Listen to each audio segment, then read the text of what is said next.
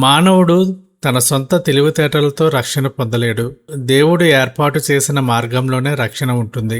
నేడు మన సమాజంలో అనేక మంది ఆర్థిక ఇబ్బందులు, నిరుద్యోగం, భవిష్యత్తు గురించిన ఆందోళనలతో జీవిస్తున్నారు. నా కుటుంబ పరిస్థితి ఏమిటి అని మీరు భయపడుతున్నారా? నోవహు కూడా అవే ప్రశ్నలు ఉండి ఉండవచ్చు. వేల సంఖ్యలో ఉన్న జంతువులకు ఆహారం ఎక్కడి నుండి వస్తుంది అని ఆయన తర్కించలేదు. దేవుడు ఆజ్ఞాపిస్తే ఆయనే మార్గం చూపిస్తాడని నమ్మాడు. నోవహు దేవుడు చెప్పిన ప్రతి మాటను అక్షరాలా పాటించాడు. పరిస్థితులు మనకు అనుకూలంగా లేనప్పుడు కూడా దేవుడు తన ప్రణాళికను నెరవేరుస్తాడని నమ్మాలి. ఫిలిప్పీయులకు రాసిన పత్రిక 4వ అధ్యాయము 19వ వచనము.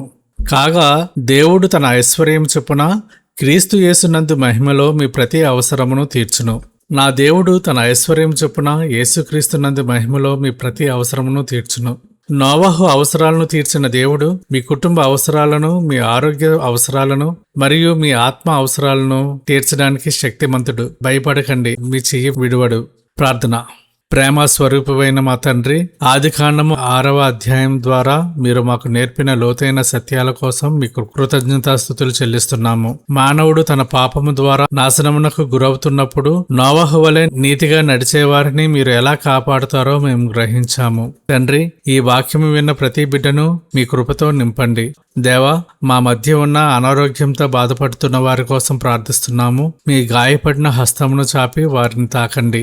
శరీరంలో ప్రతి బలహీనతను తొలగించి మీ పరలోకపు స్వస్థతను వారికి అనుగ్రహించండి.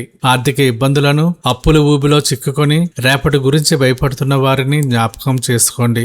నోవహుకు ఓడలో ఆహారాన్ని సమకూర్చినట్లుగా వారి ప్రతి అవసరతను మీ ఐశ్వర్యం చొప్పున తీర్చి ఆర్థిక ఆశీర్వాదములతో నింపండి. కుటుంబాలలో మనస్పర్ధలు తొలగించి కుటుంబ ఐక్యతను, నెమ్మదిని ప్రసాదించండి.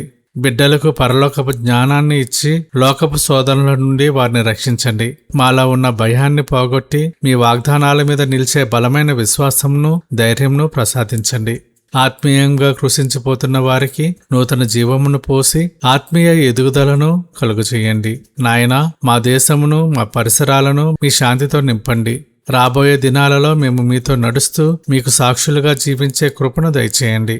మా పాపములను క్షమించి రక్షణ భాగ్యమును అనుగ్రహించండి. మా రక్షకుడైన యేసుక్రీస్తు నామంలో అడిగి వేడుకొంచున్నాము తండ్రి. ఆమెన్.